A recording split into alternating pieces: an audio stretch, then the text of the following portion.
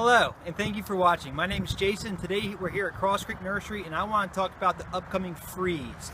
This coming Friday, Saturday, and Sunday, we're going to have sub-20 temperatures outside, and that's enough to do some serious damage to some of these plants. Now, typically, this time of year, not that big of a deal. This is sort of common, cold weather in early March.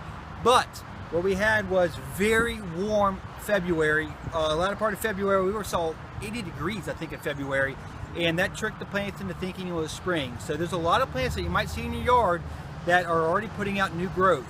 Now this is dangerous for that new growth. Now if you look down to this picture right here, this is butterfly bush already starting to break dormancy. Normally this time of year,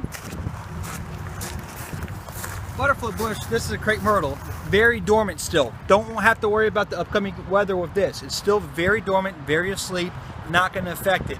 It's this new growth that you see right here. That's the stuff that's very tender, very susceptible to the upcoming temperatures. So it's very important that we cover these plants, or any plants that we can. You can take inventory of your yard. Stuff that's still dormant, don't worry about. Stuff that's starting to put out new growth, we need to figure out how we're going to cover that. You can use a trash bag. You can use your bed sheets if that's okay. Any kind of linens that you don't care about. Or you could also use burlap. Now we sell burlap here at the nursery. We two different ways, by the roll or by the foot. If you want to do long runs of it, or if you have a prized plant that you want to cover up, you can do what we've done here. Just as an example, I have 3 tomato stakes that I've already driven in a triangle around the plant here.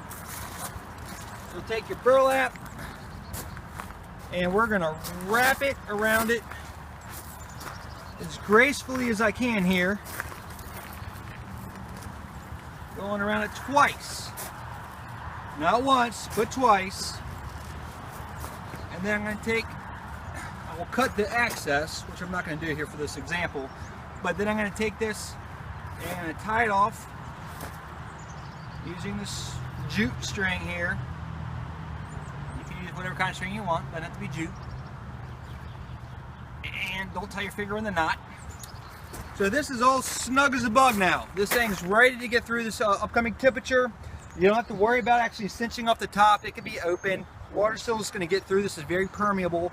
Now, one other thing that we can do to protect the plants going into a freeze, make sure they're hydrated. Do not let a plant go into a freeze while it's dry. Moist ground holds more temperature or heat than the dry ground does. The plants having hydrated leaves, if the roots freeze, they're still able to, they have hydrated leaves. When the roots freeze, they cannot send water up to the plant, so you still risk more damage in the leaf when that does happen. So this is a real thing. It's going to happen.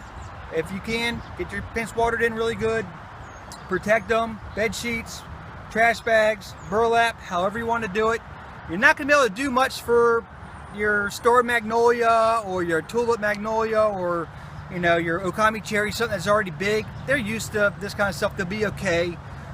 Might just end their flowering period a little early. But for your shrubs, there are things that we can do to protect them. And this is sort of show you how to do that. So hopefully you enjoyed the video and come out and see us. Thank you.